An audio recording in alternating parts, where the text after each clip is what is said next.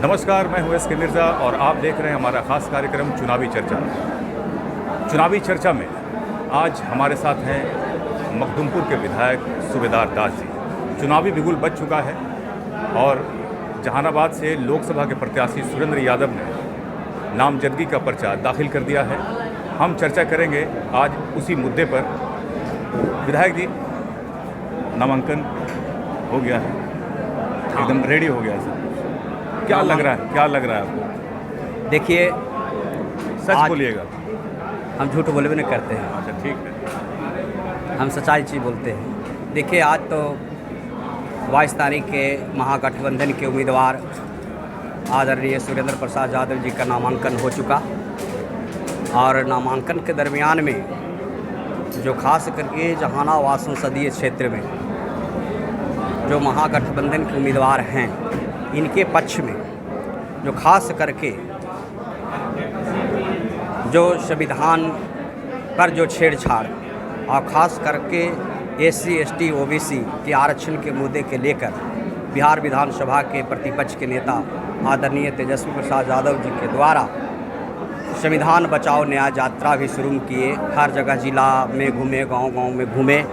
उसके साथ ही साथ फिर बेरोजगारी हटाओ, आरक्षण बढ़ाओ का भी उन्होंने न्याय यात्रा शुरू की है। इसके तहत जो खास करके दलित अति पिछड़ी OBC में जो आरक्षण जो समाप्त होने के मुद्दे पर जो खास करके दलित महादलित के लोग जो हैं, वोटर हैं, वो अंदर से बहुत ही गर्म है।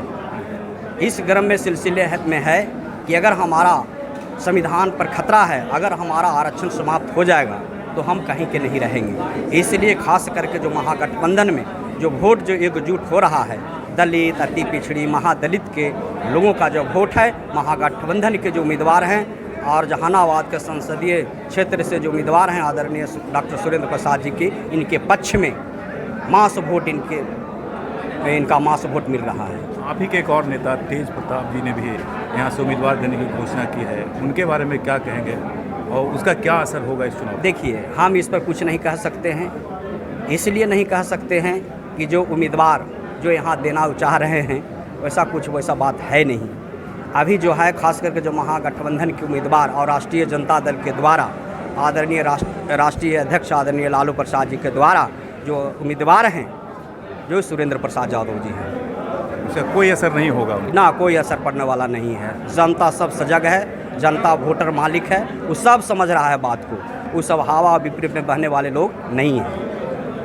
ये अभी मुसलमानों का भी बात आ रही है, मुसलमानों का क्या रुझान आपको दिख रहा है इस चुनाव में? देखिए, इस चुनाव में पूरे बिहार के बाद मैं बताना चाह रहा हूँ, खाली जहानाबाद संसदीय क्षेत्र का मामला नहीं है। जो खास करके मुस्लिम समुदाय का जो वोट है, मास वोट 98% वोट महागठबंधन को मिल रहा है।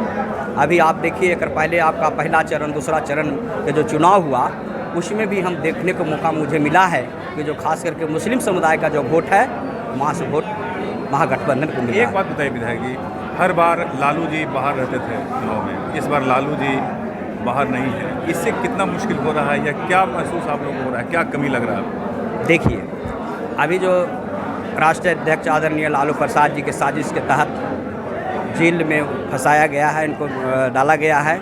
जो लालू जी अगर अंदर में जेल में हैं तो इधर करोड़ों 11 करोड़ जनता जो है सकी लालू जी को है, और लालू जी के जो विचारधारा है उसके पर लोग जो है जनता एकदम अडिग है। फिर भी कुछ असर तो दिख रहा ना, होगा?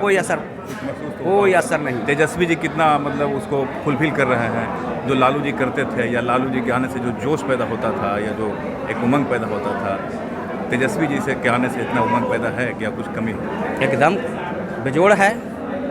जो खास करके जनता में जो एकजुटता है जो हम देख रहे हैं, तेजस्वी जी जहाँ भी जनसभा कर रहे हैं वहाँ काफ़ी मने जो है भीड़ उमड़ रहा है, और उनके प्रति भी जो खास करके युवा वर्ग के लोग जो है उनके प्रति जो है से उत्साहित हैं। तो ये थे हमारे साथ विधायक सूबेदार दास जी।